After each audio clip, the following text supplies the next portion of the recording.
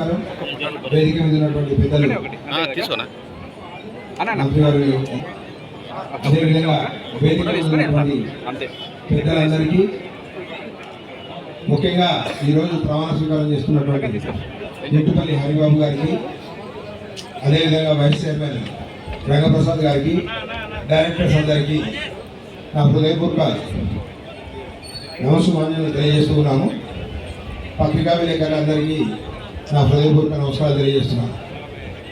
ముఖ్యంగా మార్కెట్ యార్డ్లో ఇంతకుముందు రైతులకు వారి సరుకుని ఇక్కడ పెట్టుకొని, అంటే ప్యాడీ కానీ వాళ్ళ సంబంధించినవి ఇక్కడ పెట్టుకొని, అంతకుముందు గోడౌన్స్లో వాళ్ళకు డబ్బులు ఇచ్చేవాళ్ళు తక్కువ వడ్డీకి.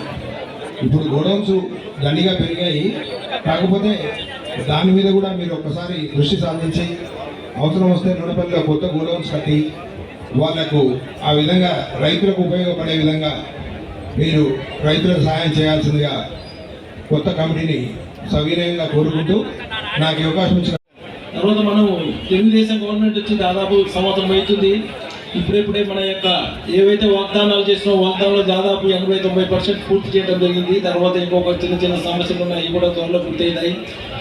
ఇది ఇక్కడ లోకల్లో కూడా చూసినట్లయితే మన మినిస్టర్ గారు మరియు వాళ్ళ కుటుంబ సభ్యులు మరియు వాళ్ళ పిల్లలైనటువంటి ఫయాజ్ గారు, ఫిరోజ్ గారు ఏ విధంగా మనకు ఈ ప్రజల అవసరాల దృష్టి, వాళ్ళ సమస్యలను పరిష్కరించడంలో ఏ విధంగా పనిచేస్తున్నారో మనంతా చూస్తున్నాము.